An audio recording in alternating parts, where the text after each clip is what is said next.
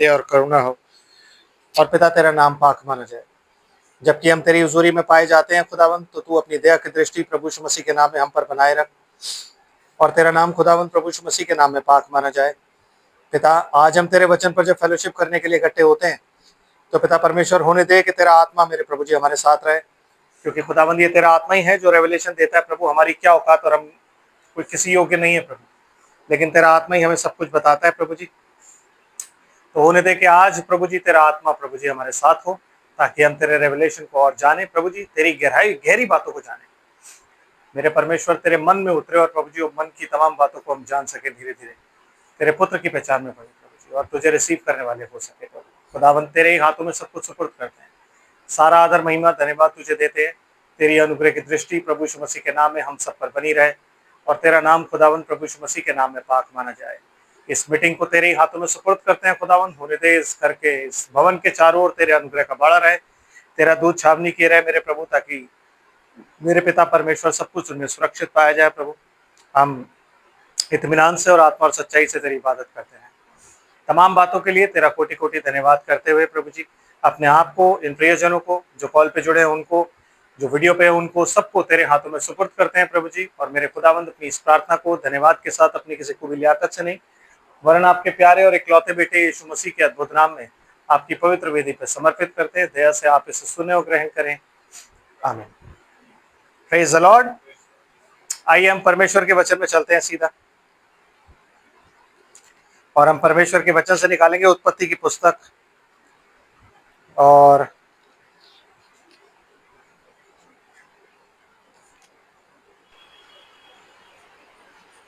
उसका चौथा अध्याय।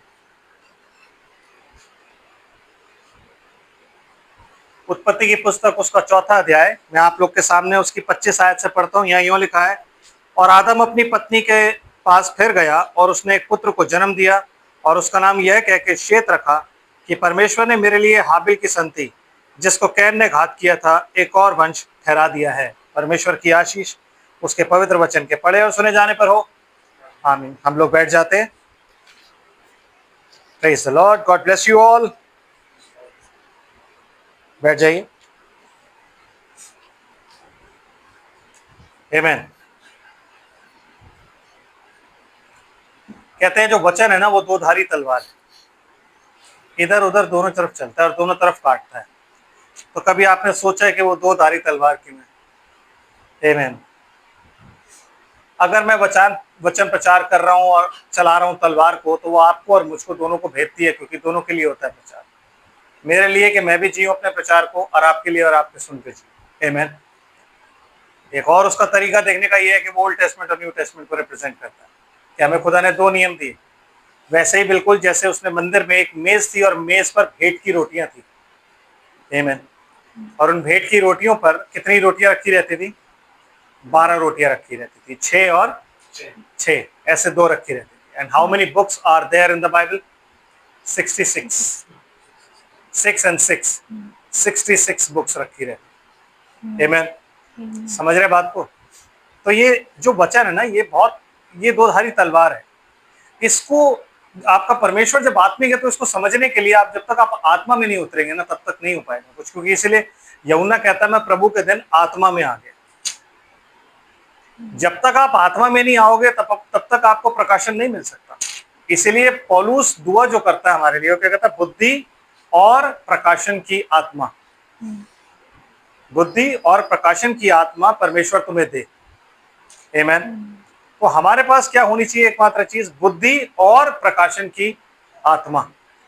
जब हम प्रार्थना करते हैं तो ये चीजें हमें मांगनी चाहिए। आमीन। समझ आ रहा है? ओके। जब पिछली मीटिंग हमारी हुई थी, तो उसमें दो जगह थोड़ा सा कंफ्यूजन आया था। पहले मैं उन कंफ्यूजन्स को क्लियर करूंगा, और फिर हम आज की मीटिंग में आगे बढ़ेंगे। तो पहला कंफ्यूजन तो था, वो ये था कि जब हम बाइबल पढ़ते हैं और उसका उत्पत्ति का 4 अध्याय निकालते हैं, और हम उसकी जब 22 आयत पढ़ते हैं, तो वहां पे कुछ लिखा हुआ है। ब्रदर जरा, सिस्टर जरा प्लीज पढ़िए, 22 आयत पढ़िए, क्या लिखा है 22 आयत से।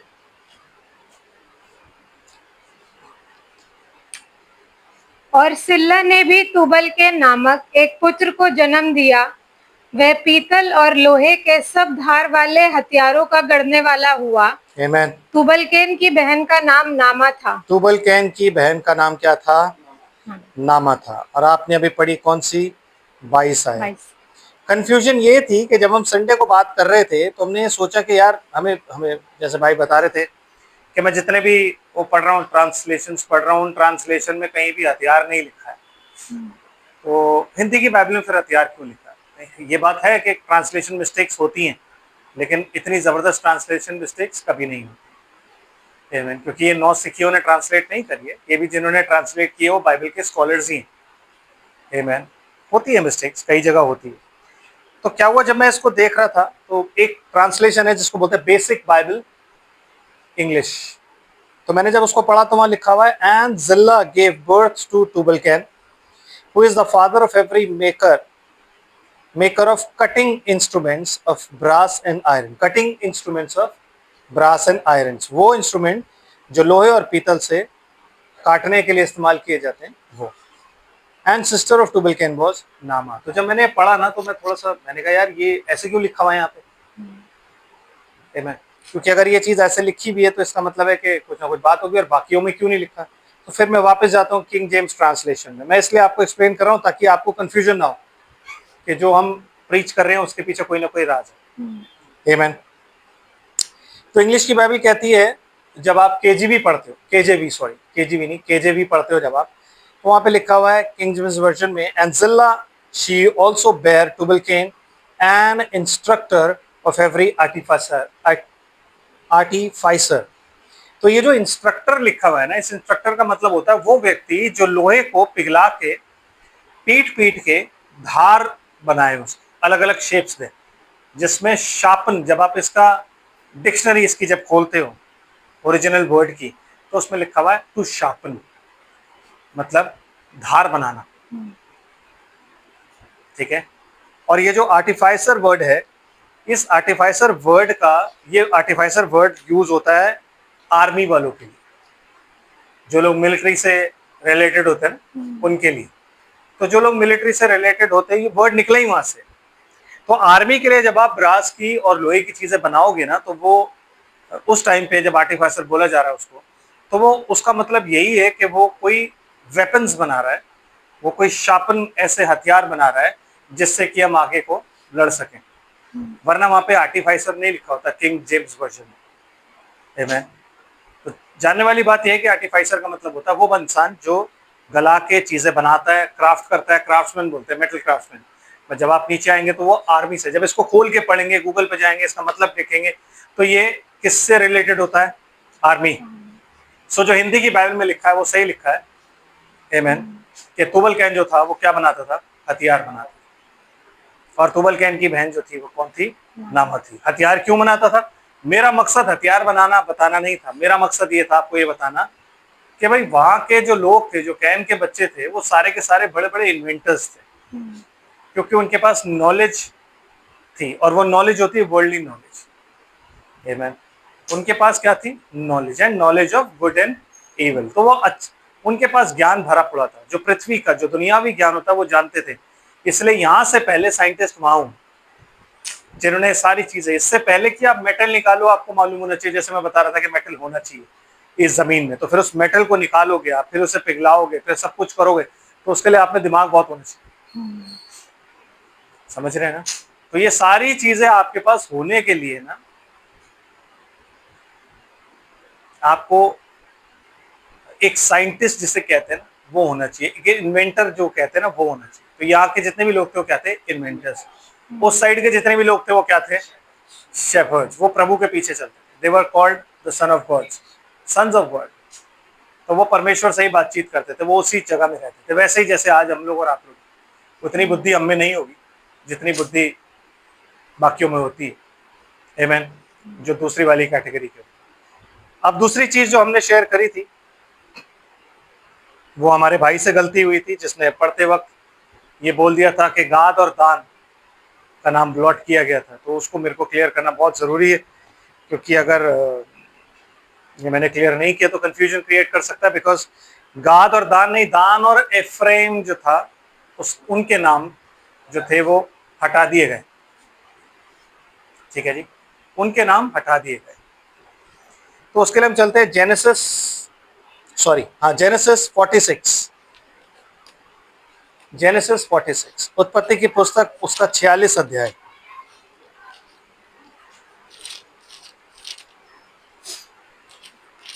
आमेन। Amen. और उसकी 46 अध्याय और उसकी 8 आयत से पढ़ते सिस्टर। याकूब के साथ जो इजरायली अर्थात उसके बेटे पोते आदि मिस्र में आए, उनके नाम ये हैं। उनके नाम ये हैं। याकूब का जेठा रूबेन था, पहला रूबेन है, और रूबेन के पुत्र हनोक, पल्लूल, हेस्रोन और कर्मी थे। जी। शिमोन के पुत्र यमूएल, दूसरा कौन था? साइमन। और यामीन, ओहेद, याकीन, सोहर और एक कनानी स्त्री से जन्मा हुआ शाऊल भी था। जी, एक कनानी स्त्री से जन्मा हुआ कौन था? मतलब खुदा ने उसको भी ऐड किया है। ये बात आप गौर कीजिएगा कि खुदा ने उसको भी ऐड किया है जो कनानी स्त्री से जन्मा है। आमेन। समझ रहे हैं? लेकिन कैन ऐड नहीं है, वंशावली में कैन ऐड नहीं है। लेकिन मैं आपको ये क्यों पढ़वा रहा हूँ, क्योंकि यहाँ पे आप ये पढ़ने पाएंगे कि वो एक कनानी स्त्री से जन्मा है और खुदा ने उसको ऐड किया हुआ है। और वो बता रहा है, खुदा रिकॉर्ड में बता रहा है कि भाई एक शाऊल नाम का भी था। आमेन। और सिस्टर, लेवी के पुत्र तीसरा था लेवी, गेरशोन, कहात और मरारी थे। जी। यहूदा के एर, एक मिनट, और उसके बाद कौन हो गया? जूडा। Yes, Judah. उसके कौन कौन थे? एर, ओनान, हाँ जी, शेला, हाँ जी, पेरेस हाँ और जी। जेरह नामक पुत्र हुए। ठीक है जी। पांचवा इसाकार, इस्साकार था जी। आमेन। और पढ़ते रहिए, पढ़ते रहिए, आप पढ़ते रहिए। इसाकार का पुत्र तोला, हुबा, योब और शिमरोन थे। जी। और जबूलून के पुत्र ज़ेबुलून के पुत्र सेरेद, Yes. एलोन हाँ। और यहलेल। ओके। और फिर गाद के पुत्र फिर गाद के पुत्र सियोन, हाँ जी, हागी, हाँ जी, शूनी, हाँ जी, एसबोन, हाँ जी, एरी, हाँ जी, एरोदी या और अरेली थे। ओके।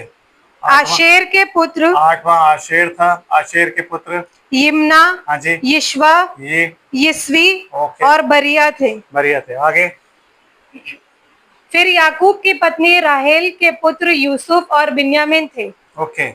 यूसुफ और 10वां कौन हुआ? बेंजामिन। फिर जी और मिस्र देश में ओन के याजक पोतीपर की बेटी 23 पढ़ दो। हाँ जी, पढ़ी पढ़ी। दान के पुत्र हुशीम, और उसके बाद नप्ताली, दान हो गया। दान के पुत्र होशी, और उसके बाद क्या हो गया? नप्ताली, नफ्ताली के पुत्र कौन हो गए? यहसेल, गूनी, हाँ। सेसेर हाँ। और शिलेम। बस ये 12 बेटे हैं। ठीक है जी, आपको बोर्ड दिख रहा है? रूबेन, शिमोन, लेवाई, जूडा, इसाकार, जबलून, गाद, आशेर, यूसुफ, बेंजामिन, दान और नप्ताली।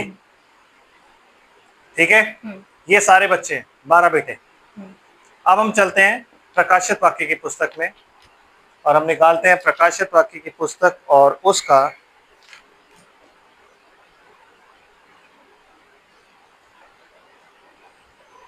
6वां अध्याय।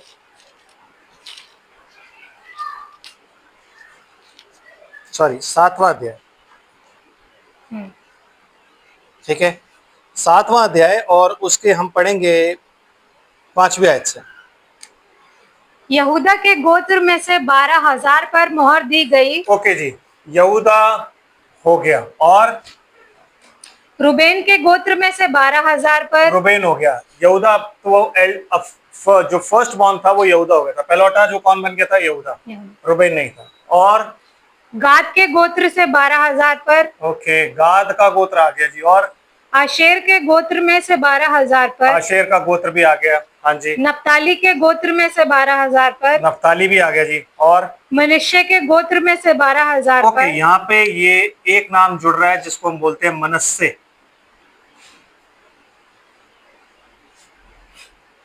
मनस्से। और शिमोन के गोत्र में से 12,000 पर, साइमन आ गया, और लेवी के गोत्र में से 12,000 लेवी पर, आ गया, इस्साकार के गोत्र में से 12,000 इस्साकार आ पर, गया, जबूलून के गोत्र में से 12,000 जबूलून पर, भी आ गया जी, यूसुफ के गोत्र में से 12,000 यूसुफ भी आ गया, बिन्यामीन के गोत्र में से 12,000 पर, बिन्यामीन के गोत्र में से 12,000 पर, ये सारे आ गए। ठीक है ना। इसमें दो लोगों का नाम नहीं, वो दो बेटे जो यूसुफ के मिस्र में आने के बाद उसके पैदा हुए थे, उनका नाम था एफ्रेम और मनस्से। तो जब वो अपने बाप से आशीर्वाद दिलवाने के लिए उनके पास जाता है, याकूब के पास, तो याकूब कहता है जैसे रुबेन और शिमोन मेरे हैं वैसे ही ये भी मेरे हैं। तो वो उन बच्चों को जब अडॉप्ट करता है तो उनका भाग फिर इनमें आता है, क्योंकि वो कहता है कि इन दोनों का भाग इजराइलियों में गिना जाएगा। ठीक है ना। अब कितने बच्चे हो जाते हैं फिर उस हिसाब से? 14। आमीन। एफ्रेम भी है, जिसे बोलते हैं इफ्राइम। समझ आ रहा है? अब इनको वापस 12 पे करना। ठीक है जी। तो उसके लिए हम निकालेंगे पहला राजा। इन दोनों का नाम क्यों हटाया गया, दान का और एफ्रेम का क्यों हटाया गया, और इनकी जगह मनस्से को क्यों ऐड किया गया, ये मैं आपको बताता हूँ। ठीक है। तो इसके लिए हम निकालेंगे पहला राजा, और उसका कौन सा अध्याय? पहला राजा, उसका 12 अध्याय 25 से 32 आयत पढ़ते हैं। तब यारोबाम एप्रेम के पहाड़ी देश के शकेम नगर को दृढ़ करके उसमें रहने लगा। फिर वहां से निकलकर पनुएल को भी दृढ़ किया। तब यारोबाम सोचने लगा, अब राज्य दाऊद के घराने का हो जाएगा जी। यदि प्रजा के लोग यरूशलेम में बलि करने को जाएं, तो उनका मन अपने स्वामी यहूदा के राजा रहोबियाम की ओर फिरेगा जी। और वह मुझे घात करके यहूदा के राजा रहोबियाम के हो जाएंगे। अतः राजा ने सम्मति लेकर सोने के 2 बछड़े बनाए। हाँ जी। और लोगों से कहा, यरूशलेम को जाना तुम्हारी शक्ति से बाहर है। बाहर है। उनको कंसल्ट कर रहा है और उनको समझा रहा है, काउंसिल कर रहा है, सॉरी उन्हें कंसल्ट नहीं, काउंसिल कर रहा है उनको। क्या कह रहा है? यरूशलेम जाना तुम्हारी शक्ति से बाहर है, और इसलिए हे इज़राइल, अपने देवताओं को देखो। अपने देवताओं को देखो। वो क्यों उन्हें समझा रहा है? रीजन ये नहीं है कि वो मन का साफ है, कि वो सचमुच में सोच रहा है मेरे लोग इतनी दूर जाएंगे तो शायद वो ऐसा हो जाएगा वैसे नहीं। वो ये नहीं है। रीजन ये था जो भाई पढ़ा गया कि उसको लगता था अगर ये लोग वहां गए ना दाऊद की होके रह जाएंगे, तो इसलिए वो छल से उनको जाने नहीं देना चाहता। आमीन। तो क्या कर रहा है? 2 बछड़े बना रहा है, और 2 बछड़े बना के कहाँ रख रहा है? अच्छा आगे है, पढ़िए सिस्टर क्या लिखा है। यरूशलेम को जाना तुम्हारी शक्ति से बाहर है। हाँ जी। इसलिए हे इज़राइल, अपने देवताओं को देखो। अपने देवताओं को देखो जो तुम्हें मिस्र देश से निकाल लाए हैं। उसने एक बछड़े को बेतेल, एक बछड़े को कहा। बेतेल कोई वंश नहीं है, इसलिए बेतेल को मैं नहीं गिन सकता ना। बेतेल इज नॉट अ वंश। आमीन। लेकिन दूसरा बछड़ा कहाँ था? और दूसरे को दान में स्थापित किया। दूसरे को उसने कहाँ स्थापित किया? जब आप व्यवस्था की पुस्तक पढ़ते हो तो उसमें लिखा हुआ है जो भी मूर्ति पूजा करेगा ना, उसका नामो निशान मैं जमीन पर से मिटा दूंगा। एक्सोडस में लिखा हुआ है, निर्गमन, कि तुम में से जो भी मूर्ति पूजा करेगा उसका नाम मैं यहाँ से मिटा दूं। क्योंकि अगर आपको याद हो कि मूसा जब 40 दिन और 40 रात ऊपर गया हुआ था, और इजराइलियों ने जब हारून को बोला कि भाई वो मूसा जो था हमें तो पता नहीं उसका क्या हुआ, तो हमें तो तू अब खुदा दे। तो उसने कहा ठीक है, सोने के अपने गहने ले आओ। वो गहने ले आया, आग में डाला, एक बछड़ा बाहर निकला है। तो उसने बोला यही है तुम्हारा परमेश्वर यहोवा। आमीन। तो जब उसने उनको ये चीज बोली और ऐसे करके उनसे वो दूसरे दिन उसने वेदी भी बनाई, और वेदी बना के दूसरे दिन उसको होम बलि और मेल बलि भी चढ़ाए। तो जब मूसा नीचे आया तो उसने बोला भाई कौन कौन अपने आप को यहोवा का जानता है वो मेरे पास आ जाओ। तो लेवी आ गए। तो उसने लेवियों को बोला अपनी जो तलवार जो तुम्हारी काटी पर बंधी है उसको निकालो और अपने भाइयों का घात करो, बिकॉज परमेश्वर मूर्ति पूजा से घृणा करता है। समझ रहे हैं? तो कहता है लेवियों को कि आज तुम अपना अभिषेक करो, अर्पण करो अपने आप को, और आज अपने भाइयों को जिन्होंने मूर्ति पूजा और ये घृणित काम किया उनको तलवार से मार दो। और उन्होंने सबको मार दिया।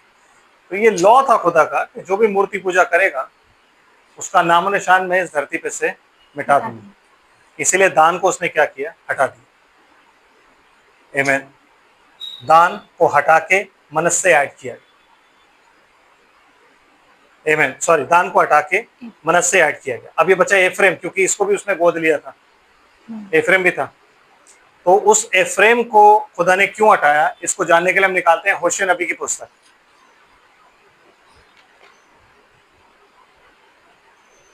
होशे नबी की पुस्तक और उसका 5 अध्याय 3 आयत।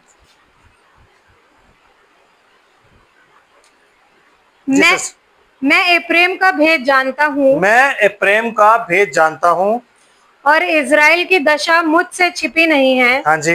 हे एप्रेम, तूने छिनाला किया है तूने छिनाला किया है और इज़राइल अशुद्ध हुआ है जी।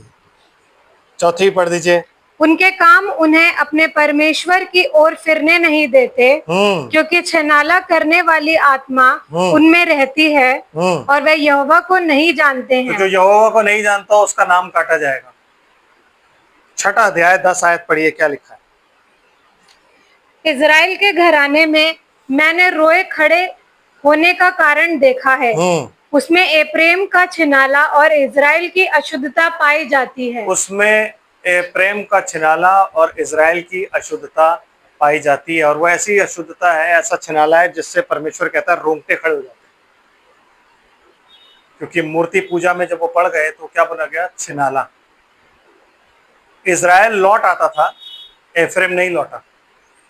एफ्रेम जो था वो एक बार पढ़ के और फिर मूर्ति पूजा में पड़ा रहा, तो इसलिए एफ्रेम का नाम भी हटा दिया गया। आमीन। तो इसका नाम काट के मनस्से का नाम आप देख रहे हैं प्रकाशित वाक्य में खुदा ने ऐड किया। समझ रहे हैं? तो ऐसा नहीं है कि खुदा नाम नहीं काटता, खुदा नाम काटता है, लेकिन उसके नाम काटने का रीजन देता है। वो यूं ही नहीं काटता। ऐसा नहीं कह देगा आपको कि मैंने नाम काट दिया। समझ आ रहा है? तो जो मैं उस दिन समझाना चाह रहा था वो यही था कि अगर ये शाऊल का नाम ऐड किया हुआ है, एक कनानी स्त्री से जन्मा था, चलो भाई आगे इसका कुछ भी नहीं है, भाग है, लेकिन वंशावली जब चल रही है तो नाम ऐड होगा, है? तो फिर कैन का नाम क्यों नहीं? The only reason was Cain खुदा का नहीं था, तो उसका नाम वो नहीं डाल सकता। कैन इंसान का बच्चा नहीं था, ये सारे इंसान के बच्चे थे, इसलिए नाम डले नहीं। इस्माइल भी इंसान का बच्चा था, नाम डला हुआ। एसाऊ भी इंसान का बच्चा था और खुदा के प्रॉफिट का बच्चा था, नाम डला हुआ। आमीन। तो ये सारे के सारे खुदा के लोगों के साथ इनके नाम डले हुए थे, तो इनके नाम हैं, पाए जाते हैं, लेकिन वो आदम का था ही नहीं, इसलिए खुदा ने उसको फिर रिकग्नाइज नहीं किया। और खुदा ने उसके पास एक चीज मैं आपको बताना चाहता हूँ, जो रेबेलियंस जो सर्पेंट सीड होता है ना, उसकी सबसे बड़ी क्वालिटी मैं आपको बता देता हूँ आज। एक चीज आप याद रखना कि वो ना सॉरी नहीं बोलता। भले ही उसको अपने किए पे पछतावा होगा, लेकिन वो सॉरी कभी नहीं बोलेगा। ठीक है ना? कैन को अपने किए पे पछतावा भी था, लेकिन उसने सॉरी नहीं बोला। उसने बोला क्या मैं अपने भाई का रखवा लूं? वो रिबेल करके आया। एक रिबेलियन स्पिरिट होती है उसमें।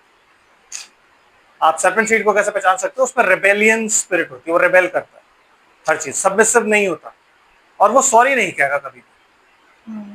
यहूदा इस्करियोती को जब पता लगा कि मैंने यीशु मसीह को पकड़ा दिया है, आमीन, उसे पछतावा हुआ, सॉरी नहीं बोला। बोला उसने सॉरी? क्योंकि जो भी सर्पेंट सीड होगा ना, वो सॉरी नहीं बोलेगा किसी भी हालत।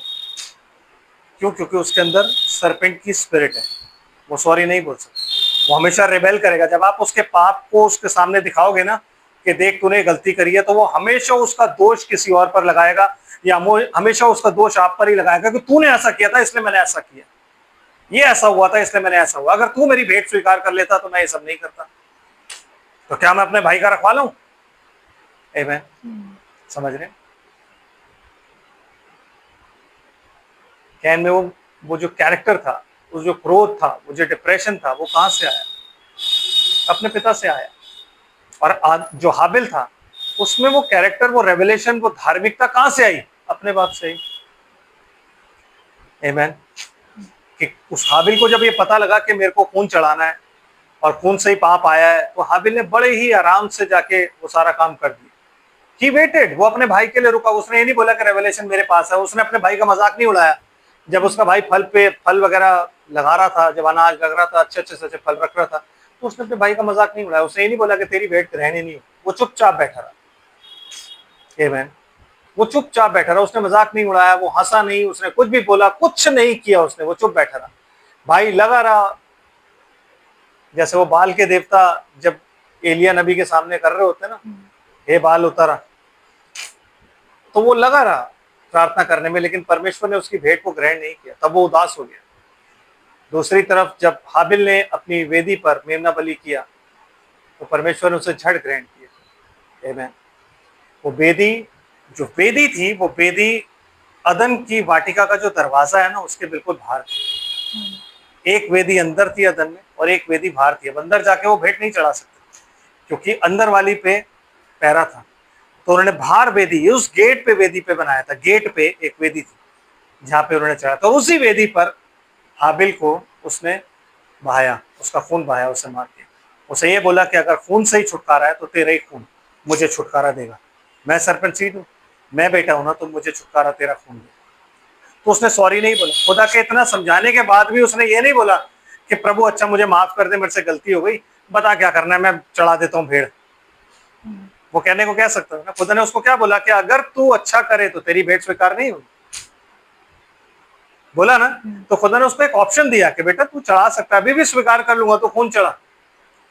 उसने बोला नहीं जी, जब खाया ही सेब था तो मैं कैसे मान लूं कि पाप जो है वो खून से आया। मुझे पता है कि फल खाया था, और वो फल जो था वो सेब ही था, मैं जानता हूं अच्छी तरीके से। तो इस बात को उसने क्या किया, रेबेल किया। इसलिए सर्पेंट सीड को एक्सेप्ट करना बड़ा मुश्किल भी होता है। इसलिए सर्पेंट सीड को एक्सेप्ट करना बहुत इलॉजिकल भी लगता है कि ऐसा कैसे, बाइबल तो हमें ये नहीं बताती, क्योंकि खुदा हर चीज बताता नहीं है। इसलिए वो कहता है वो जो दरवाजा है ना, वो बहुत सकरा है, उसे ढूंढना पड़ता है। वो आपको चर्चेस में नहीं मिलेगा, नो।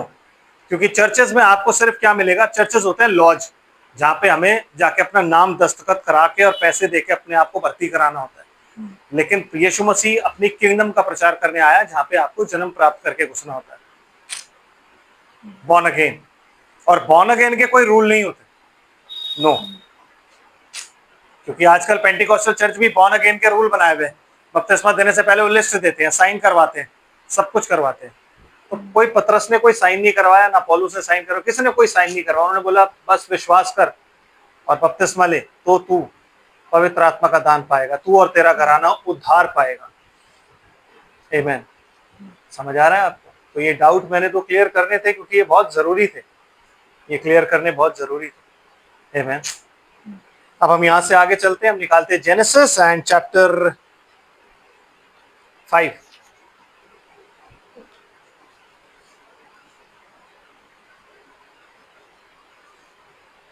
धीरे धीरे चलेंगे, क्योंकि उस दिन टाइम खत्म हो रहा था, तो मैंने बहुत जल्दी जल्दी करवा दिया था कि खत्म कर दो, देखेंगे हम कि कहाँ पे और कैसे चलता है। आमीन। ओके, तो हम निकालते हैं जेनेसिस चैप्टर 5 एंड वर्स 1। आदम की वंशावली ये है, जी। जब परमेश्वर ने मनुष्य की सृष्टि की, तब अपने ही स्वरूप में उसको बनाया। जी। उसने नर और नारी करके मनुष्य की सृष्टि की, हाँ जी। और उन्हें आशीष दी, और उनकी सृष्टि के दिन उनका नाम आदम रखा। उनका नाम आदम रखा। आमीन। अगर आपके पास पॉकेट स्वॉर्ड है, स्वॉर्ड बाइबल जो है वो है, तो उसमें जब आप एडम का नाम निकालोगे ना, तो एडम का मतलब होता है man, the man, the man, है ना। तो इसलिए उसको क्या बोला जाता है, मनुष्य को क्या बोलते हैं, इट इज नॉट कोई पर्टिकुलर नेम नहीं है, बट वो आदमी बनाया था तो आदम नाम रखा उसका, राइट। और जब आदम 130 वर्ष का हुआ, तब उसके द्वारा उसकी समानता में उसके ही स्वरूप के अनुसार एक पुत्र उत्पन्न हुआ जी। उसने उसका नाम शेत रखा। हाँ, तो हाबिल तो कैन किसकी समानता में था, जो परमेश्वर को यहाँ पे एक्सप्लेन करना पड़ रहा है कि उसी की समानता में और उसी के अनुसार एक पुत्र उत्पन्न। क्या कैन के टाइम पे लिखा हुआ है, क्योंकि पहलौठा कैन था, उसके टाइम पे लिखा है? कि उसी के रूप के अनुसार, उसी की हर चीज कैरेक्टर के अनुसार एक पुत्र उत्पन्न हुआ। नो, बट एबल वॉज, हाबिल था आदम की तरह। आमेन। इसीलिए हाबिल ने बाय रेवलेशन वो चढ़ाया जो आदम चढ़ाया था। समझ रहे? जो आदम ने चढ़ाया था, हाबिल ने फिर वो चढ़ाया। लेकिन अब जब शेत पैदा होता है तब बाइबल एक्सप्लेन कर रही है कि अब जो बच्चा पैदा हुआ है वो ऐसा ऐसा ऐसा ऐसा सारी चीजें। कैन के टाइम पर उसने कुछ एक्सप्लेन नहीं किया। आमेन। क्योंकि Cain was not the son of Adam. Amen. And brother, and sister, sorry. Seth के जन्म के पश्चात आदम 800 वर्ष जीवित रहा और उसके और भी बेटे बेटियां उत्पन्न हुई। जी इस प्रकार आदम की कुल आयु 930 वर्ष की हुई। जी तत्पश्चात वह मर गया। जी। आदम जो था कितने दिन बाद मरा? 930 वर्ष। नहीं, खुदा की नजर में आदम कितने दिन बाद मरा मालूम है आपको? उसी दिन मरा। क्योंकि परमेश्वर ने क्या बोला कि जिस दिन तू उस पेड़ का फल खाएगा उसी दिन तू मर जाएगा। और परमेश्वर की नजर में एक दिन 1000 दिन के बराबर है। पतरस की पत्री में लिखा है। तो आदम कितना जिया? 930 साल। मतलब वो एक दिन भी पूरा नहीं कर पाया, एंड ही डाइड, क्योंकि उसे उसी दिन मरना था। समझ रहे? उसे उसी दिन मरना था, तो वो एक दिन पूरा नहीं कर पाया। आमेन। यस। एंड सिस्टर, जब शेत 105 वर्ष का हुआ तब उससे एनोश का जन्म हुआ। हाँ जी। एनोश के जन्म के पश्चात शेत 807 वर्ष जीवित रहा और उसके और भी बेटे बेटियां उत्पन्न हुई। हाँ जी। इस प्रकार शेत की कुल आयु 912 वर्ष की हुई। जी। तत्पश्चात वह मर गया। ये भी एक ही दिन में मर गया परमेश्वर के हिसाब से। ये सब एक एक दिन में मर रहे परमेश्वर के हिसाब से। तो आप और मैं कितनी देर में मरते होंगे सोचो। हमारी तो जिंदगी सेकंड के हिसाब से हो गई, या मिनट के हिसाब से हो गई, या घंटों के हिसाब से हो गई। आमेन। और हमें उस जिंदगी पे बड़ा गुमान होता है कि मेरी है। समझ रहे हो आप? तो कहता जिस दिन तू उस पेड़ का फल खाएगा उसी दिन तू मर जाएगा। मरना फिजिकल नहीं होता बेटा। यस। मरने का मतलब होता है कि आपने जैसे ही शैतान की बात को रिसीव किया ना, रिसीव करते ही क्या हुआ? आत्मिक रूप से आप मर गए। और शैतान हमेशा परमेश्वर के वचन के विरुद्ध में बात करता है। वो हमेशा आपको परमेश्वर के वचन के विरुद्ध ले जाने की कोशिश करेगा। वो हमेशा आपको यह बताने की कोशिश करेगा, नहीं नहीं, साइंस इसे प्रूफ नहीं करती, तू सोच के देख ऐसा हो सकता है। वो हमेशा आपको अपना दिमाग, अपनी साइंस, अपनी बुद्धि, ये सब चीजें बताएगा। आमेन। समझ आ रहा है? लेकिन परमेश्वर का वचन कहाँ ले जाता है? ऐसी बातों की ओर जो मनुष्यों के लिए क्या है? मूर्खता है। समझ रहे? आज भी साइंस ढूंढ रही है कि उस जमाने में लोग 930 साल कैसे जिंदा रहते थे, आदम इतने साल कैसे जिंदा रहा। तो गॉड पार्टिकल ढूंढना है। ऐसी इनकी डाइट में क्या चीज थी जो इतने इतने टाइम तक जिंदा रहते थे, और वो आज भी ढूंढ नहीं पा रहे। उनकी डाइट में सिर्फ क्या था? Simplicity and the word of God. परमेश्वर का वचन, परमेश्वर का जीन। वो परमेश्वर के जीन से पैदा हुए। उसे परमेश्वर की फिजिकल फैमिली बोला जाता है, इसलिए वो लोग ऐसे थे। और आने वाले समय में जो परमेश्वर की फिजिकल फैमिली है वो हम हैं। आमेन। इसलिए वो कहता है कि परमेश्वर के जो पुत्र हैं उनकी जो उम्र है वो कैसे? पेड़ों की तरह है। जैसे पेड़ होते हैं ना, 100 साल जी रहे हैं, 200 साल जी रहे हैं, 300, 1000 साल जी रहे हैं। तो उस टाइम पे ऐसी उम्रें हुआ करेंगी ब्रदर। हम तो कभी मरेंगे नहीं, क्योंकि इटर्निटी में हम। आमेन। समझ रहे हैं? शैतान सिर्फ डिस्ट्रॉय करना चाहता था। वो क्रिएशन में एंट्री चाहता था, उसे एंट्री मिली, और आते ही उसने क्या लेकर के आया? वो डिस्ट्रक्शन, करप्शन, बीमारियां, डेथ, ये सब चीजें वो लेकर के आया, जिसे आज हम भुगत रहे हैं। आमेन। समझ रहे? ये सिस्टर, और क्या कहता है? जब एनोश 90 वर्ष का हुआ तब उससे केनान का जन्म हुआ। केनान के जन्म के पश्चात एनोश 815 वर्ष जीवित रहा जी। और उसके और भी बेटे बेटियां उत्पन्न हुई। बिल्कुल। इस प्रकार एनोश की कुल आयु 905 वर्ष की हुई। तत्पश्चात वह मर गया। तत्पश्चात में मर गया। और ये वही एनोश है जिसके टाइम से लोग परमेश्वर से प्रार्थना करने लगे थे। चौथे अध्याय में आपने पढ़ा है कि वो अदोनाय से प्रार्थना करने लगे। अब उन्होंने क्या कर दिया था, अब वो अभी तक परमेश्वर से प्रार्थना कर रहे थे, तो वो लोगों को ये बताते थे। लोग पूछते थे हम किससे प्रार्थना कर रहे हैं, तो उन्होंने उस परमेश्वर को अब नाम किसका दिया, अदोनाय का। और कैन को नहीं पता था वो कौन से खुदा की प्रार्थना कर रहा है, क्योंकि खुदा से कैन का रिलेशनशिप तभी टूट गया था जब परमेश्वर ने बोला कि तू अब यहाँ से बाहर निकल। वो उसकी दृष्टि की ओट में गया। तब से उसका कोई रिलेशनशिप परमेश्वर से नहीं था, क्योंकि उसने परमेश्वर की ग्रेस को एक्सेप्ट नहीं किया ब्रदर। इसीलिए बाइबल बार बार कहती है आज तुम अपने मन को कठोर मत करो जैसा मस्सा और मरीबा में किया था, जहां तुमने मुझे परखा, मेरे कामों को देखा और फिर भी मुझसे मन फिराया, और परमेश्वर तुमसे नाराज हो गया और ये शपथ खाई कि तुम मेरे विश्राम में प्रवेश नहीं करने पाओगे। समझ आ रहा है? वो क्यों था? क्योंकि अब लोगों ने अपने मन को कठोर कर दिया था। लोग उसके वचन को रिसीव नहीं कर रहे थे। इसलिए वो कहता है कि मैं उस दिन उसे उसके अंदर से पत्थर का हृदय निकाल के उसे मांस का हृदय दूंगा। आमीन। समझ रहे बात को? उस दिन, किस दिन? जब प्रभु यीशु मसीह आ गया, प्रभु यीशु मसीह ने अपनी जान दी और चला गया। आज हमारे अंदर से उसने पत्थर का हृदय निकाल कर मांस का हृदय हमें दिया।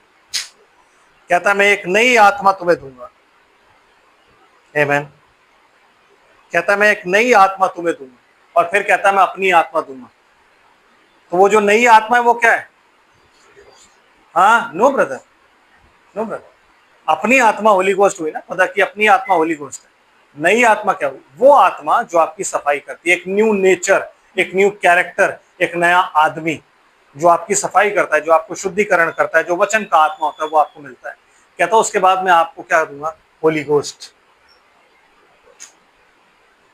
जब आप होली गोस्ट के लायक हो जाओगे तब आपको वो होली गोस्ट भी देगा। आमीन। समझ रहे? और क्या कह रहा है सिस्टर, बताइए प्लीज। जब केनान 70 वर्ष का हुआ तब उससे महलेल का जन्म हुआ।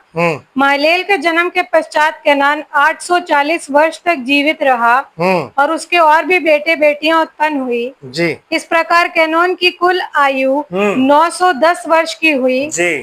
तत्पश्चात वह मर गया। हाँ जी। जब महलोल 65 वर्ष का हुआ तब उससे येरेद का जन्म हुआ। येरेद का जन्म हुआ। येरेद के जन्म के पश्चात महलेल 830 वर्ष जीवित रहा। हाँ जी। और उसके और भी बेटे बेटियां उत्पन्न हुई। हाँ जी। इस प्रकार महलेल की कुल आयु 895 वर्ष की हुई जी। तत्पश्चात वह मर गया जी। जब यारेद 162 वर्ष का हुआ तब उससे हनोक का जन्म हुआ। किसका जन्म हुआ? यस। और हनोक के जन्म के पश्चात येरेद 800 वर्ष जीवित रहा जी। उम्र घटती जा रही, उम्र घटती जा रही। क्यों? पाप बढ़ता जा रहा है, करप्शन बढ़ती जा रही है, बॉडी कमजोर होती जा रही है धीरे धीरे। तो क्या हो रहा है? उम्र घटती जा रही है। और उसके और भी बेटे बेटियां उत्पन्न हुए। हाँ जी। इस प्रकार येरेद की कुल आयु 962 वर्ष की हुई तत्पश्चात वह मर गया। यस। फिर जब हनोक 65 वर्ष का हुआ जी तब उससे मतुशेले का जन्म हुआ। मतुशेले के जन्म के पश्चात हनोक 300 वर्ष तक परमेश्वर के साथ साथ चलता रहा। हाँ जी। और उसके और भी बेटे बेटियां उत्पन्न हुई। जब ये लोग सारे पैदा हो रहे थे, उसके बाद जब हनोक आया, हनोक का जब बेटा पैदा हुआ मतुशेला, तो मतुशेला का मतलब था कि वो उसके नाम का मतलब होता है एक डांट है कि ये जब जाएगा ना, इसका एंड जो है वो पृथ्वी पर प्रलय लेकर के आएगा। तो जब तक 65 वर्ष तक ये मतुशेला पैदा नहीं हुआ था ना, तब तक उसने कुछ नहीं बोला। लेकिन जैसे ये बच्चा पैदा हुआ ना, तो परमेश्वर ने बोला भाई इसका नाम रखना है मतुशेला। आपको ये मालूम होना चाहिए कि सारे नाम जो है वो खुदा देता है। तो खुदा ने जब बोला कि इसका नाम मतुशेला होगा, तो उसने कहा प्रभु मतुशेला क्यों? कहता है बिकॉज जब ये मरेगा ना, ही इज द साइन, इसके मरने के बाद प्रलय आएगा। आई विल जज दिस अर्थ, मैं इस पृथ्वी का न्याय करूंगा। जब उसने ये बात बोली ना, उसके बाद से हनोक जो था वो परमेश्वर के साथ, ऐसा नहीं कि उससे पहले नहीं चलता था, लेकिन उसने उसके बाद से ना अपनी चाल बिल्कुल बदल के परमेश्वर के साथ कर। आमीन। अपनी चाल बदली और परमेश्वर के साथ उसने चलना शुरू कर दिया। ये वही हनोक है जिसने गीजा के पिरामिड भी बनाए। आज की साइंस और आज के बेवकूफ लोग ये सोचते हैं कि वो एलियन बना के गए या वो मिस्रियों ने बनाए, तो फिर मिस्रियों ने आज तक अभी तक क्यों नहीं बनाए? और वो जो पिरामिड ऑफ गीजा है उसके साथ में जो एक शेर की मूर्ति लगी हुई है, आज से हजारों साल पहले जब आप जाओगे उस मूर्ति का पता करोगे तो वो शेर का मुंह होता था, जहाँ पे आज उसकी कुफरू की राजा की फोटो मूर्ति बनी हुई है, राजा की फोटो बनी हुई है, वो शेर का मुंह होता था। क्योंकि ये जो पिरामिड है, ये ब्रदर ब्रनम बताते हैं बाइबल है, और जो वो शेर की मूर्ति है वो यीशु मसीह के आगमन के बारे में बताती है। इसीलिए पिरामिड पर अभी तक कैपस्टोन नहीं है। ऐसा नहीं है कि वो कैपस्टोन तोड़ दिया गया, नहीं, वो मना किया गया उसको रखने के लिए। और जब भी कोई कैपस्टोन उसके ऊपर रखता था तो कैपस्टोन गिर जाता था। मिस्त्रियों ने कोशिश करी कि कैपस्टोन रख दें, लेकिन वो कैपस्टोन गिर जाता था। इतनी परफेक्शन से वो बना हुआ है ना। अगर मैं आपको उसकी परफेक्शन के बारे में बताऊं कि अर्थ के बिल्कुल बीचों बीच है, और उसका जो मेजरमेंट इतना जबरदस्त है वो कि वो अद्भुत कार्य है, अद्भुत कार्य है। लॉन्गिट्यूड और लैटिट्यूड के हिसाब से बिल्कुल बीच में। आमीन। तो ये हनोक अकेला नहीं कर सकता। मैंने पहले भी एक बार ये प्रीच किया था कि हनोक नीचे खड़ा हुआ था, परमेश्वर ऊपर खड़ा हुआ था, और परमेश्वर ने उसको बताया था कि कहाँ पे जाके तूने रुकना है, कहाँ से शुरू करना है तूने इसे बनाना। तब उसने ये चीज बनाई, क्योंकि वो खुदा है। जब वो अपना चिन्ह रखना चाहता है ना, तो वो खुद बताता है आत्मा से कि पृथ्वी का सेंटर क्या है, ना आप जानते हो ना मैं जानता हूं। उसने हनोक को बताया कि यहां से शुरू होगा। उसने अलाइनमेंट बताई। वो जो 3 प्लैनेट है उनकी, मर्करी है, मार्स और एक और प्लैनेट है, उनकी अलाइनमेंट उससे परमेश्वर ने करी। परमेश्वर ने बताया कैसे अलाइन होंगे तीनों जो पिरामिड है। आमीन। समझ रहे कैसे? भाई उस साइड के जितने भी लोग थे वो क्या बने थे? इन्वेंटर्स। किसके? लोहा, पीतल, गाना बजाना, तमाम चीजें, और ऐसी बहुत सी चीजें जो इस बाइबल में नहीं लिखी है, बट आप जब याशेर की पुस्तक पढ़ते हो उसमें सारा कुछ लिखा हुआ है कि क्या क्या चीजें उन्होंने करी। It is a history book. वो बाइबल नहीं है, लेकिन वो हिस्ट्री बुक है। आमीन। जब आप उस तरफ जाते हो तो उनके पास ऐसा क्या था जिसकी वजह से हनोक ये बना पाया? उनके पास ऐसा क्या था कि परमेश्वर ने उनके नामों को अपनी जीनोलॉजी में, अपनी जनरेशन में रखा? ऐसा उनके पास क्या था? निकालते हैं पतरस की पत्री, दूसरा पतरस, उसका 3 अध्याय। जो कैन वाली साइड थी, जो कैन के वंशज थे, उनके पास क्या था? ज्ञान, दुनियावी ज्ञान। आमीन। लेकिन जो शेत के वंशज थे उनके पास भी ज्ञान था, जो आदम के वंशज थे उनके पास भी ज्ञान था। आमीन। और वो ज्ञान क्या था? दूसरा पतरस 3 अध्याय 18 आयत पढ़िए क्या लिखा। पर हमारे प्रभु और उद्धारकर्ता यीशु मसीह के अनुग्रह और पहचान में बढ़ते जाओ। ओके, हिंदी में लिखा है पहचान में बढ़ते जाओ, लेकिन जब आप उसे इंग्लिश में पढ़ते हो तो लिखता है उसकी नॉलेज में बढ़ते जाओ। Knowledge of Christ. इंग्लिश की बाइबल क्या कहती है? नॉलेज ऑफ क्राइस्ट, क्या उसके ज्ञान में बढ़ते जाओ। आमीन। जितना मसीह का ज्ञान आपके ऊपर आएगा उतना ही आप चीजों को जानने और समझने पाओगे। आमीन। समझ आ रहा है आपको? और आगे क्या करते? पूरा कर दीजिए 18 आयत। बढ़ते जाओ, उसी की महिमा अब भी हो और युगानुयुग होती रहे। आमीन। समझ रहे बात को आप? उस साइड जो कैन वाली साइड थी, कैन वाली साइड के पास जो ज्ञान था वो ज्ञान दुनियावी था, जो उनको क्या बना रहा था? शूरवीर। क्योंकि उस साइड में कौन होते थे? शूरवीर। उस साइड में कौन होते थे? दानव। उस साइड में कौन होते थे? लड़ाकू। उस साइड में कौन होते? सारे वो लोग जो बड़े बड़े साइंटिस्ट, बड़े बड़े साइंसदान और बड़े बड़े एजुकेशन वाले और बड़े सब कुछ वैसे होते थे। इस साइड में कौन होता था? जिनके पास परमेश्वर का ज्ञान था। आमीन। जो परमेश्वर को जानते थे, जिनसे परमेश्वर बातचीत करता था, और उन्होंने एक ऐसी चीज बना दी हनोक ने जिसको आज तक कोई नहीं हिला पाया और आज जानता भी नहीं कि कौन है। Our God is a mysterious God. अगर उसको सभी जान जाएंगे परमेश्वर ने बनाया, तो वहां पे तो पता क्या होगा? हर रोज मेला लगा करेगा। अगर आज आपको पता लग जाए कि भैया ये हनोक ने बनाया था और ये साइन है, और यीशु मसीह जब आएगा तो इस पे पिरामिड, अपने आपको ये बात मालूम होनी चाहिए, जब यीशु मसीह आएगा ना तो वो जो गीजा का पिरामिड है और उस पिरामिड के ऊपर का जो कैपस्टोन नहीं है ना, वो लग जाएगा अपने आप से। ये साइन है यीशु मसीह के आने का। यस। इसलिए वो आज तक उसको खोल भी नहीं पाया, उनको पता ही नहीं अंदर क्या है। जितना परमेश्वर अलाउ करता है उतना अंदर गए, उसके बाद वो अंदर जा ही नहीं पा रहे, कैमरा नहीं जा रहा, कुछ नहीं जा रहा। वो कहते हैं ऐसी टेक्नोलॉजी से बना हुआ है ये कि इसको कोई भी आदमी छेड़ नहीं सकता। ऐसे चैम्बर्स है उसमें कि कोई भी नहीं छेड़ सकता। ऐसी अलाइनमेंट है उसकी कि कोई भी समझ नहीं सकता कि अलाइनमेंट क्यों है। ये किसने किया? ये खुद परमेश्वर ने किया, कोई एलियन ने नहीं किया। एलियन है ही नहीं पहली बात, इस पृथ्वी के अलावा और कहीं कोई लाइफ नहीं है भाई। आपकी बाइबल में लिखा है और आप जो बाइबल कहती है वो मानोगे ना। साइंस तो पता नहीं कुछ भी कह देती है। आमीन। साइंस तो कुछ भी कह देती है, तो आप जो बाइबल कहती है वो मानो। बाइबल के हिसाब से नो एलियंस, किसी और कहीं कोई और लाइफ नहीं है। नो, सिर्फ लाइफ कहाँ होगी? कहता है मैं एक नया आकाश और एक नई पृथ्वी, कहता है ना। यस। कब? और ऐसा नहीं है वो नया आकाश और नई पृथ्वी जो होगी वो कोई अलग सी चीज होगी। नो नो नो, इसी को रिन्यू करेगा। Yes, he will renew this earth. इसको एक नया पृथ्वी बना देगा और एक नया आकाश दे देगा। आमीन। इटर्निटी में तब फर्मामेंट नहीं होगा, जो नीचे से ऊपर को डिवाइड करता है ना, वो नहीं होगा सेक्शन। नीचे का जल ऊपर का जल जो डिवाइड कर, वो चीजें नहीं होगी। ऊपर नीचे सब आराम से आप देख सकते हो। क्यों? तो वो किस लिए बनाया गया? वो इसलिए बनाया गया कि कोई भी इंसान परमेश्वर को मारने के लिए चढ़ना, ऊपर ना चढ़ जाए। इसलिए लोग जब निम्रोद के उसकी बात करते हैं टावर की, तो आपको क्या लगता है निम्रोद का टावर क्या था? कभी सोचा है आपने? बाइबल कहती है निम्रोद का टावर जो था, वो कहता है मैं स्वर्ग तक इस टावर को बनाऊंगा। निम्रोद की थिंकिंग क्या थी कि मैं स्वर्ग तक इस टावर को बनाऊंगा और मैं परमेश्वर को स्वर्ग से ना नीचे गिरा दूंगा और मैं खुद जाके बैठूंगा वहां। तो आप सोचिए वो टावर क्या बना रहा होगा फिर?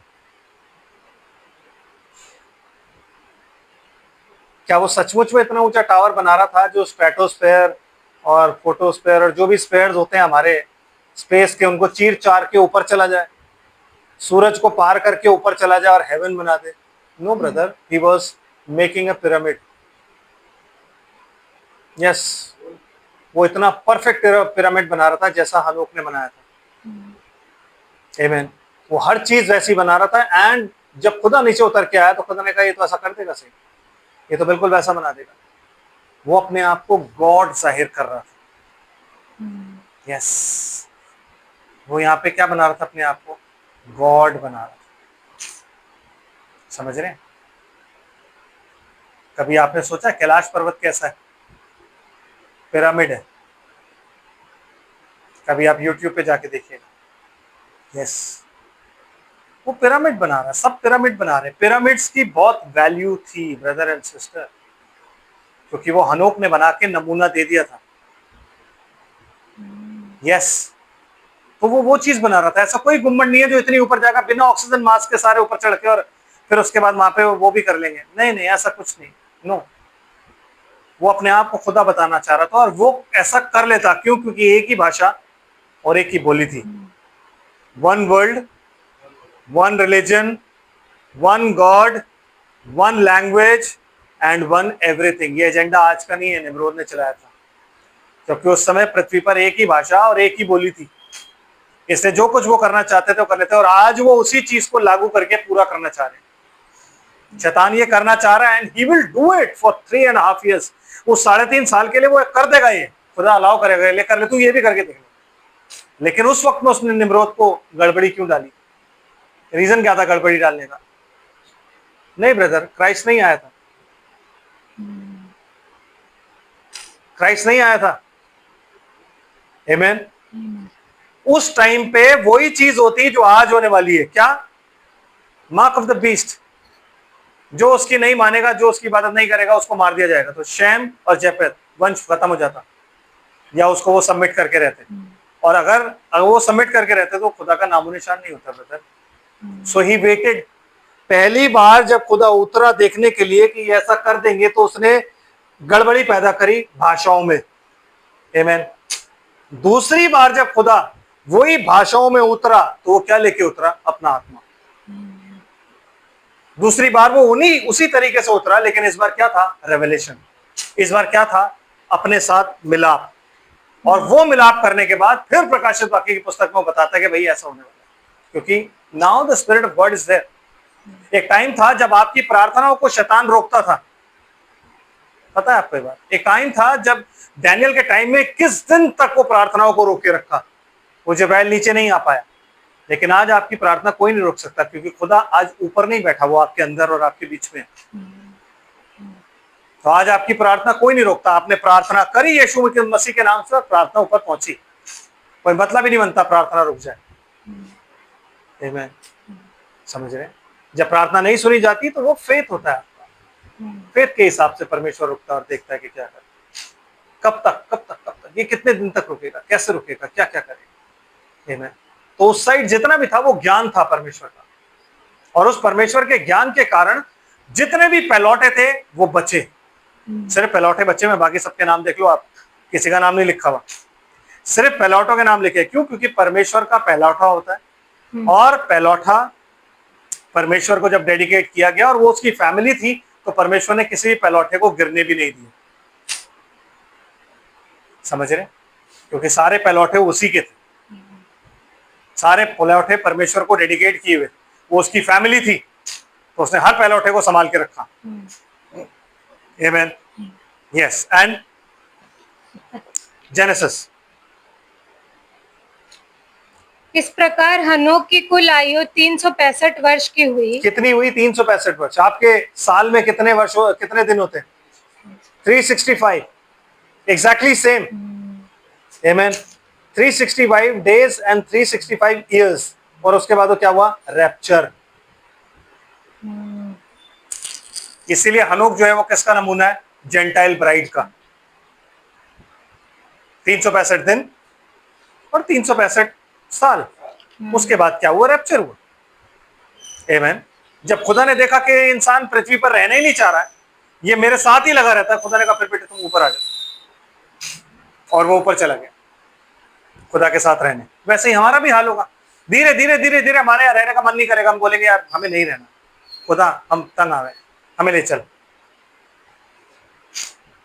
समझ रहे? और सिस्टर, हनोक परमेश्वर के साथ साथ चलता था, फिर वह लोप हो गया क्योंकि परमेश्वर ने उसे उठा लिया। आपको पता है हनोक जो लोप हो गया, उसको कभी आपने बाइबल में पढ़ा? निकालिए 12 अध्याय इब्रानियों, क्या परमेश्वर ने एक्सप्लेन किया है वहां पे, जरा देखिए। इब्रानियों 12,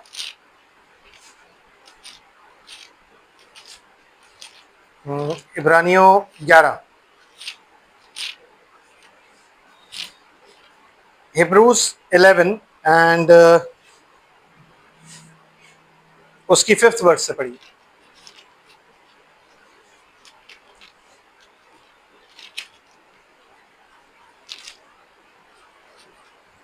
यस।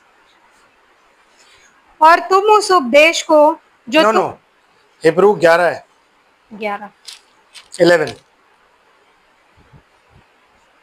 विश्वास ही से हनोक उठा लिया गया कि मृत्यु को ना देखे, कि मृत्यु को वो ना देखे। Which means escape. समझ रहे हैं आप?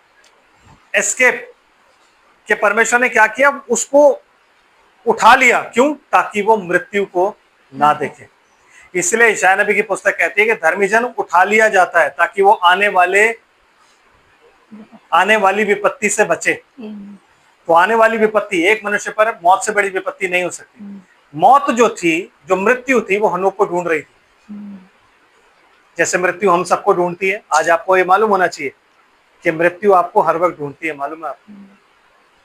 इसलिए अभी पीछे मैंने जब वो शेयर किया था, एक स्टेटस लगाया था, उसमें एक व्यक्ति है जो सर्कल के अंदर खड़ा हुआ है, तो प्रोटेक्टेड बाय गॉड लिखा हुआ था, और एक ज्वाला में गोला था जो आपके चारों तरफ था। अगर ये ज्वाला में गोला हट जाए ना, तो मृत्यु आपको कभी भी लेके जा सकती है। अगर आप मसीह में ना पाए जाओ, मुर्गी जो होती है ना, अपने बच्चों को यूं संभाल के रखती है। यीशु मसीह क्यों कहता है, हे यरूशलेम, हे यरूशलेम, मैंने कितना चाहा जैसे मुर्गी अपने बच्चों को संभाले रहती है अपने पंखों तले में, तुझे संभालूं, लेकिन क्योंकि तू मुझे रिजेक्ट करता है तो ये चीज तो तेरे सामने से हटाई जाती है। मतलब ये था कि जैसे मुर्गी अपने बच्चों को बचा के रखती है, किससे? चील से, गिद्ध से। जब चील या गिद्ध ऊपर घूम रही होते है ना, मुर्गी अपने बच्चों को कहती है अंदर आ जाओ, और ऊपर से ढक लेती है ताकि दिखे ना। क्योंकि अगर कोई भी बच्चा मुर्गी के पर से निकल के भी देखने लगता ना कि मम्मी क्यों ढक रही हो, क्या है, मेरे को देखने तो दो, चील उसी टाइम पकड़ के ले जाएगी। That's the reason. समझ रहे हो? और वो चील जो है वो मृत्यु को रिप्रेजेंट करती है, क्योंकि शैतान जो है वो परमेश्वर का एडवर्सरी है। एडवर्सरी मतलब विरोधी। तो परमेश्वर अगर लाइफ है तो वो क्या है? मृत्यु। वो आपको मृत्यु की ओर ले जाता है। आमीन। तो मृत्यु जो थी वो हनोक को ढूंढती रही, हनोक मिल नहीं रहा है। क्यों? हनोक लोप हो गया। लोप मतलब गायब हो गया। मृत्यु हैरान है कि हनोक कहां गायब हो गया, हनोक कहां गायब, हनोक कहां गायब है, हनोक कहां गायब है। इब्रानियों की पत्री में पौलुस बता रहा है कि हनोक उठा लिया गया। आमीन। क्यों? क्योंकि वो परमेश्वर के साथ साथ चलता रहा। जब आप और मैं परमेश्वर के साथ साथ चलते रहेंगे ना, तो मृत्यु हमें नहीं पकड़ सकती। आपको पता है नूह के बारे में भी यही लिखा है बाइबल में कि वो परमेश्वर के साथ साथ ही चलता रहा। तो जब इस पृथ्वी पर मृत्यु आई तो वो नूह को कुछ नहीं कर सकी। नूह पृथ्वी पर था, मतलब परमेश्वर ने यह दिखाया कि अगर आप पृथ्वी पर हो भी और प्रलय आ रही है और आप प्रभु में पाए जाते हो, death cannot touch you, it cannot. आमीन। क्योंकि जो जीवन की चाबी है ना वो खुदा के हाथ में। यीशु मसीह कहता है मृत्यु और अधोलोक की कुंजी मेरे पास है। जब उसके पास मृत्यु और अधोलोक की कुंजी है तो आपको कुछ नहीं होने देगा। जब तक आपका पर्पस, जिसके लिए उसने, जिस चीज के लिए उसने आपको पैदा किया, अपने पीछे बुलाया है, जब तक वो पूरा ना हो जाए। इसलिए यीशु मसीह के लिए जब भी बोलते थे ना, और उन्होंने यीशु को पकड़ने की कोशिश करी पर वो उनके हाथ से निकल गया, क्योंकि उसका समय अभी तक नहीं आया था। और जब समय आया तब उन्होंने पकड़ के उसको मारा भी, तब वो कुछ नहीं कर पाया। लेकिन जब तक समय नहीं आया तब तक वो नहीं हाथ में आता। तो हनोक को मृत्यु ढूंढती रही और वो नहीं मिला। क्या लिखा है सच्चा? थोड़ा सा आगे। और उसका पता नहीं मिला हाँ क्योंकि जी। परमेश्वर ने उसे उठा लिया क्योंकि था। परमेश्वर ने उसको उठा लिया था। आमीन। और उसके उठाए जाने से पहले उसकी ये गवाही दी गई थी हाँ, कि उसने परमेश्वर को प्रसन्न किया। ये किसने दी थी उसके उठाए जाने से पहले गवाही? नहीं ब्रदर, वो कहता उठाए जाने से पहले गवाही दी गई। तो ये गवाही किसने दी उसके उठाए जाने से पहले? है किसने दी? खुद परमेश्वर ने। जैसे हाबिल की बलि की गवाही किसने दी? खुद परमेश्वर ने, कि भाई तू अगर अच्छा करेगा, उसने क्या बोला कैन को? अगर तू अच्छा करेगा तो क्या मैं तेरी नहीं ग्रहण करूंगा? तो तेरी भेंट अच्छी है, but it is not according to the revelation.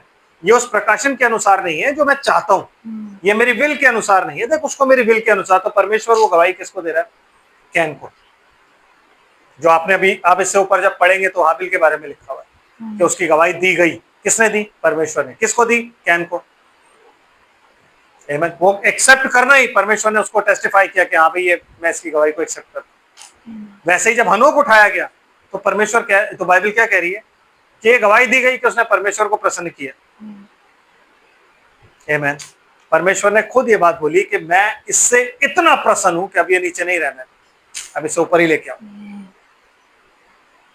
समझ रहे हो? जैसे वो यीशु मसीह को देख के क्या कहता है? ये मेरा प्रिय पुत्र है जिसमें मैं, एग्जैक्टली। हनोक उस स्टेज पे पहुंच गया था जहां पे खुदा को ये कहना पड़ा कि ये मेरा प्रिय पुत्र है जिसमें मैं प्रसन्न हूं। और आपको ये बात मालूम होनी चाहिए कि रैप्चर में जाने से पहले ये बात बोली जाएगी कि ये मेरी प्रिय पत्नी है जिसमें मैं प्रसन्न हूं, अब तुम ऊपर आ जाओ। यस, ये टेस्टिफाई किया जाएगा कि ये मेरी पत्नी है जिसमें मैं प्रसन्न हूं।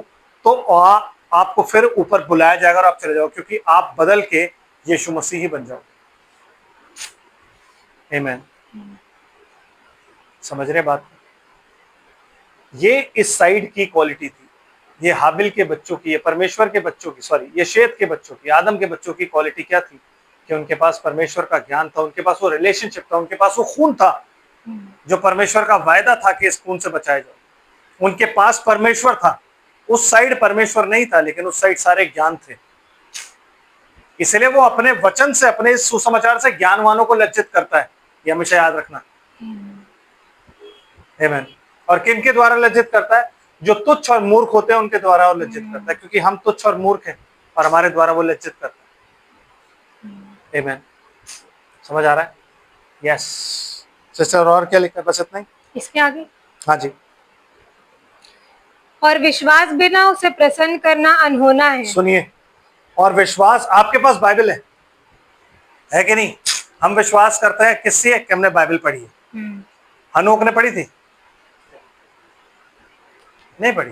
हाबिल के पास थी, एनोश के पास थी, मालेल के पास थी, जारेद के, किसी के पास कोई बाइबल नहीं है। सिर्फ क्या है? साइन। और जब साइन आया तो वो दुआ में बैठ गया और खुदा से बातचीत करने लगा। आपके पास बाइबल है जो आपको बता रही है ये काम करना और ये काम नहीं करना। उनके पास क्या था? रेवलेशन ब्रदर, उनके पास रेवलेशन। ये पृथ्वी जब रीजनरेट, जब दोबारा शुरू करी गई है परमेश्वर से आदम के द्वारा, ये रेवलेशन पे शुरू करी गई। आदम के पास रेवलेशन था कि अगर मैं अपनी पत्नी के गुनाह के साथ आइडेंटिफाई कर भी दूंगा तो परमेश्वर के पास कोई ना कोई रास्ता होगा। ऐसा नहीं है कि उसका रास्ता ना हो, उसने आइडेंटिफाई किया और उसको पता था रास्ता है। आमीन। और वही रेवलेशन किसके पास था? हनोक के पास, कि उसने अपने रेवलेशन से परमेश्वर को क्या किया? प्रसन्न किया। आमीन। आज हमारे को भी अगर परमेश्वर को प्रसन्न करना है ब्रदर, तो रेवलेशन के द्वारा ही करना है, क्योंकि विश्वास रेवलेशन होता है। Faith is equal to revelation.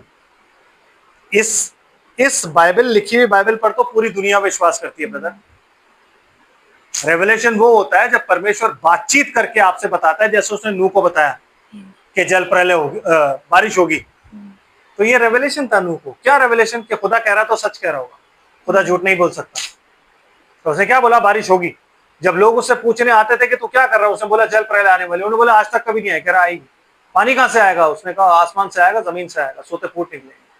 आसमान से पानी आएगा। वो लोग कहते थे पागल है तू, आसमान में तो पानी ही नहीं है, बिकॉज आज तक कभी क्लाउड नहीं था, अभी कोई बादल नहीं था। ये रेवलेशन है।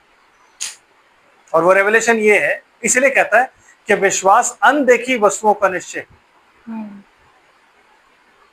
है कि नहीं? अनदेखी वस्तु जो आपने देखी भी नहीं। इसलिए कहता है बिलीवर्स जो है वो वॉक बाय फेथ होता है, नॉट बाय साइट होता है।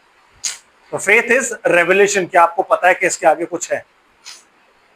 आप देख नहीं रहे हो लेकिन आपको पता है इसके आगे कुछ है। आमीन। आपको पता है कि हाँ खुदा है और खुदा सब कुछ सही करेगा। और ये जो वचन कह रहा है कि ये सच है, by revelation you know this. और वो रेवलेशन को पाने के लिए you must come in the spirit of God. आमीन। एंड सिस्टर, और विश्वास बिना उसे प्रसन्न करना अनहोना है। यस, आप सिगरेट, शराब सब कुछ छोड़ दो, आप हर चीज छोड़ दो, आप नबी के सारे संदेश पढ़ लो। नो ब्रदर, विश्वास बिना उसे प्रसन्न करना अनहोना है। और विश्वास क्या है? रेवलेशन। और रेवलेशन जो है वो प्रोग्रेसिव है, वो बढ़ता जाता है, क्योंकि परमेश्वर ज्योति है। ज्योति का मतलब है ही मस्ट ट्रैवल। आप उसे रोक नहीं सकते कि अब इतना ही रेवलेशन है, इससे ज्यादा हम प्रीच नहीं कर सकते क्योंकि इतना ही नहीं brother, it is progressive. It is progressive. इसीलिए भाई ब्रनम की डेथ जब हुई तो वो क्या प्रीच करने वाले थे? The trail of the serpent, और वो मर गए। तो इसका मतलब ट्रेल ऑफ द सर्पेंट नहीं है, हमें जानने नहीं। जितना उनको दिया गया था उन्होंने प्रीच किया। वो चीज अगर वो उस टाइम प्रीच कर देते तो काम खराब हो जाता। हम लोग को भी तो आना है, और उस चीज को खुदा ने गुप्त रखना था। क्यों? बाय रेवलेशन जाननी थी चीज। यस, क्योंकि परमेश्वर के पास आने वालों को विश्वास करना चाहिए कि वे हैं। बस सबसे पहली चीज जो क्या है, परमेश्वर के पास आप आ तो रहे हो और आपको विश्वास नहीं है। आप ये सोच के आ रहे हो कि चलो हो जाएगा, एक बार बात करके देख लेता हूँ खुदा से, अगर नहीं हुआ तो मैं फिर आगे इधर उधर हाथ पैर मारूंगा। नो नो, अगर आपने ऐसे करना है तो आप मत आओ। परमेश्वर पर विश्वास करने वाले को, के पास आने वाले को, ये पहले विश्वास होना चाहिए कि परमेश्वर है और वो मेरी सुनेगा। ऐसा नहीं हो सकता वो मेरी ना सुने। इजरायली जो थे, परमेश्वर ने इतने बड़े बड़े काम किए मिस्र में, उसके बाद समुद्र फाड़ दिया, उसके बाद क्या नहीं किया उनके लिए, लेकिन क्या था? उनके पास विश्वास नहीं। वो बात में अपनी फीलिंग्स को लेके आ जाते थे। आपको पता है, आपको अगर कोई गिराने वाला है तो वो कौन होगा? आपके दोस्त। क्योंकि इजरायलियों के पास विश्वास था, लेकिन वो जो मिली जुली भीड़ मिलके आई थी ना, वो हमेशा करती थी पंगा। हाय हमारे बच्चों का क्या होगा, है हमारे। तो इजरायली उनको देख के परेशान हो जाते, बच्चों क्या होगा, भागो मूसा के पास। क्योंकि वो इतनी हाय तौबा मचाते थे, क्योंकि उन्होंने कभी वो परमेश्वर को जानते नहीं थे, रिलेशनशिप नहीं था। जो आपके परमेश्वर को जानता ही नहीं, आप उसको कैसे बताओगे कि ऐसा हो सकता है, और वो आप पर कैसा विश्वास कर ले अच्छा ऐसा है? नो, क्योंकि वो परमेश्वर को जानता ही नहीं brother. So you will not be able to convince him. आप कितना भी बड़ा मिराकल उसके आगे कर लो, जब वो सिचुएशन आएगी तो अपने आप बोलेगा नहीं भाई, मैं वहां जा रहा हूं, मैं यहां जा रहा हूं, मैं ये कर रहा हूं, मैं वो कर रहा हूं। वो कभी विश्वास नहीं करेगा। समझ आ रहा है? तो ये विश्वास जो है ये आपके अंदर से आता है, और ये तभी आ सकता है जब परमेश्वर इसका दान आपको दे। विश्वास का दान देने वाला परमेश्वर है। इसलिए यीशु मसीह कहता है कोई मेरे पास खुद नहीं आ सकता जब तक के पिता उसे भेज न दे। तो ये परमेश्वर है जो हम सबको यीशु मसीह के पास लेके गया है। उसके वचन को आज हम सुन रहे हैं। क्यों सुन रहे हैं? क्योंकि परमेश्वर ने ये किया है ताकि हम सुने। आमेन। एंड सिस्टर, और अपने खोजने वालों को प्रतिफल भी देता है। यस, वो हमेशा अपने खोज, इसलिए यीशु मसीह कहता है ना, ढूंढोगे तो पाओगे। तो जब आप परमेश्वर को खोजोगे कहाँ? इस चर्च में, उस चर्च में, उस चर्च में, उस चर्च में नहीं ब्रदर, नो, वचन में। बिकॉज खुदा अपने वचन में, चर्चों में नहीं है। अगर आप मुझसे पूछो तो मैं ये बोल दूंगा इस चर्च में भी नहीं है, आप वचन में ढूंढो, क्योंकि इस चर्च में अगर वचन है तो खुदा पाया जाएगा। आमेन। आपको खुदा को कहाँ ढूंढना है? वचन में। मुझे आपको कहाँ लेके जाना है? इस चर्च में? नो, मेरे को आपको खुदा के पास लेकर के आना है, अपना चर्च नहीं ज्वाइन कराना। अगर मैं अपना चर्च आपको ज्वाइन करा रहा हूं तो इसका मतलब मेरी एक किंगडम है। और आप लोग जाके अगर लोगों को यूं कह रहे हो ना कि ब्रदर अगर आप हमारे चर्च में नहीं आए ना तो इसका मतलब है कि आप मुझे निम्रोद बना रहे हो और आप मेरी प्रजा हो। यस, हमें हर किसी को मसीह के पास लाना है, हमें लोगों का मेल किससे कराना है? यस, तब हम परमेश्वर के पुत्र कहलाएंगे। वो धन्य है वो जो मेल मिलाप कराते हैं। मेल मिलाप कराने का मतलब ये नहीं कि आपस में जाकर रिश्तेदारों में मेल मिलाप रहे, नहीं। मेल मिलाप मतलब धन्य है वो जो परमेश्वर का, उसकी सृष्टि, उसके बच्चों से मेल मिलाप। इसलिए वो कहता है गॉस्पेल प्रीच करो। तो जहां आपको लगे कि हाँ भाई यहाँ हो सकता है, you preach it, you tell them. आपको पहली बार में पता लग जाएगा क्या होगा क्या नहीं होगा। अगर रिसीव करता है गुड, अगर नहीं रिसीव करता है छोड़। आप मेल मिलाप कैसे कराओगे? जो आपके अंदर ज्योति है उस ज्योति को आप ट्रैवल करने दो, रोको मत, लेट इट ट्रैवल, ताकि लोग आपको देख के जाने के इस युग में भी ऐसे लोग होते हैं। बहनें ऐसी भी होती हैं इस युग में जो मेकअप नहीं कर रही, जो बुंदे नहीं पहन रही, जो ये नहीं कर रही, जो वो नहीं कर रही। ऐसा कैसे हो सकता है? इस युग में भी है। इस युग में भी ऐसे लड़के पाए जाते हैं जो शराब और सिगरेट नहीं पीते। इस युग में भी ऐसा है। Let your light travel. Amen. अपनी उस ज्योति को निकलने दो, जाने दो बाहर।